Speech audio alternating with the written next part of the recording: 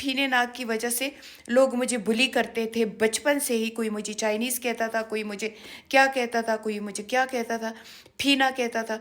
लेकिन मैंने कभी भी नहीं सोचा कि मैं अपनी नाक को सीधा करूं। जो मुझे अल्लाह ने दिया है मैं उस पे शाकिर हूँ। हाँ, स्किन को खूबसूरत करना, स्किन को प्यारा करना हर औरत का हक है। वो अपने खावंद के लिए अपने स्किन को खूबसूरत बना सकती है, प्यारा बना सकती है। और अल्लाह ताला कुरान में फरमाते हैं कि मुझे ब्यूटी पसंद है।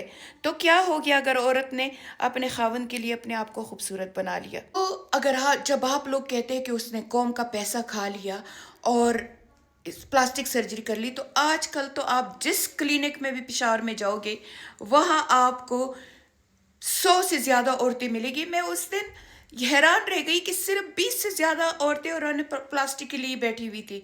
कुछ बैठी हुई थी बोटॉक्स के लिए, कुछ बैठी हुई थी, और वो जवान भी थी, खूबसूरत भी थी, कोई उनमें कोई बुराई भी नहीं थी और कोई मालदार भी नहीं थी, क्योंकि उनके कपड़ों से और ऐसे लग रहा था कि बस मिडिल क्लास फैमिली से है। तो कौम का पैसा प्लास्टिक सर्जरी पे नहीं लगता। दूसरी बात ये कि प्लीज़ एक औरत को टारगेट बनाना छोड़ दो। और तीसरी बात ये कि अगर वो कुछ गलत भी कर रही है तो उसको अल्लाह पे छोड़ दो। तुम लोग कौन से जन्नत के ठेकेदार हो? क्या तुम लोग गलत काम नहीं करते हो?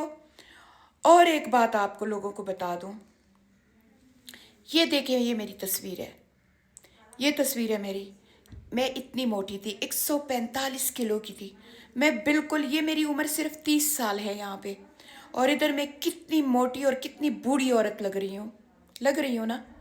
और अब ये देखें, अब ये देखें, ये सिर्फ 10 महीने बाद मैं फिर ऐसे हो गई, जब मैंने अपना सारा वेट कम किया और मैं 70 केजी की हो गई।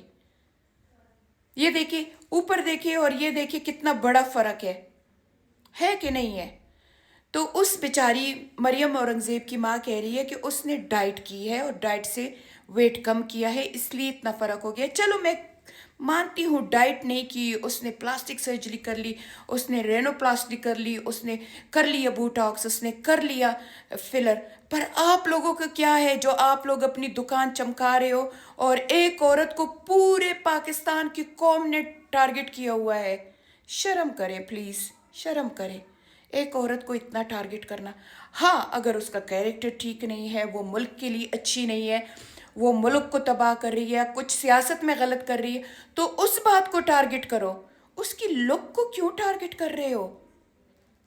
बिलाल रदी अल्लाह ताला अन्हो को लोगों ने उस ज़माने जाहिलियत में काला काला कह के एब्यूज़ किया था, पर आप लोग तो सिविलाइज वर्ल्ड में रह रहे हो। आप लोग क्यों किसी को ऐसे करके टारगेट